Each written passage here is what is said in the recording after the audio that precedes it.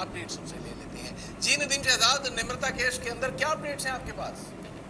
जी, निम्रता कुमारी जो है ये BDS की फाइनल ईयर की तलबा थी और इनके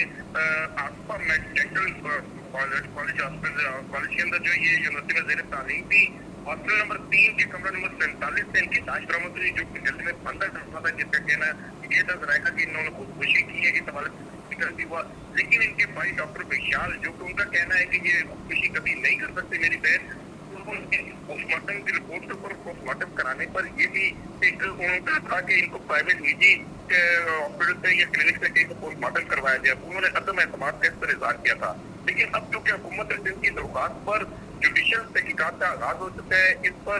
इनके जो कॉलेज के हॉस्टल के निगरान है, नैब निगरान है, इनके साथ के साथी तलबा और तालबात हैं, इनके बयान कलमबंद करने के लिए बाकायदा तौर पर नोटिस जारी कर दिए गए कि इसमें वो जो इब्हाम पाया जा रहा है, जिस पर उनके वालिदैन का, भाई विशाल का कहना है कि निम्रता जो है, निम्रता कुमारी एक बड़ी समझदार और बड़ी हमदर्द हमारी सिस्टर थी, जो कि खुदकुशी की तरफ कभी सोच भी नहीं सकती। इस हवाले से अब एक वीडियो भी वायरल हुई, जिसमें मेहरान जो कितने क्लास फेलो है, उनका भी बयान सामने है। उनका कहना था कि निम्रता जो है घर में शादी भी करना चाहती थी। ये एक अफेयर की स्टोरी के सामने उनके भी बयान कलबंद किए गए और वो वीडियो भी वायरल हुई, जिसमें निम्रता उनके साथ पार्क के अंदर देखी गई है। लेकिन उसके बाद से जितनी भी ऐसे वीडियो क्लिप जो तफ्तीश करने वाले, तहकीक करने वाले इदारों ने हासिल किए हैं, उस पर एक तमाम तर जो इंक्वायरी है वो चल रही है। लेकिन इस पर इनके वालिदैन के अदम एतमाद की वजह से अब जुडिशियल इंक्वायरी का जो बाकायदा नदीम शहजाद, ये मेहरान अबड़ो तो इस वक्त पुलिस की हिरासत में है और इसका एक और साथी भी, 2 शख्स जो है वो पुलिस हिरासत में है, जो निम्रता के तालिब इल्म साथी थे। जी, उनको हिरासत में लिया गया है, उनके साथ के साथियों को भी, और 20 के करीब ऐसे अपराध है जिनके बयान भी कलमबंद किए गए। खास उनके भाई का जो बयान है वो बड़ा अहमियत का हामिल है, चूंकि वो सारे केस की जो प्रोसीडिंग है वो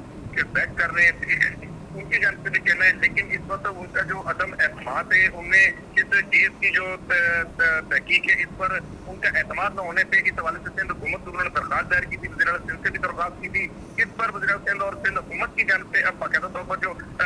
दरखास्त पर अमल दरामद करते हुए जुडिशियल इंक्वायरी का जो हुक्म थे, उस पर बाकायदा तौर पर एक पैनल जो उसकी तहकीक करनी शुरू कर दी गई है। और वो तमाम तर जो बाकायदा जो निम्रता के साथ उठने बैठने वाले उनकी सहेलियां, तालबात हैं, जो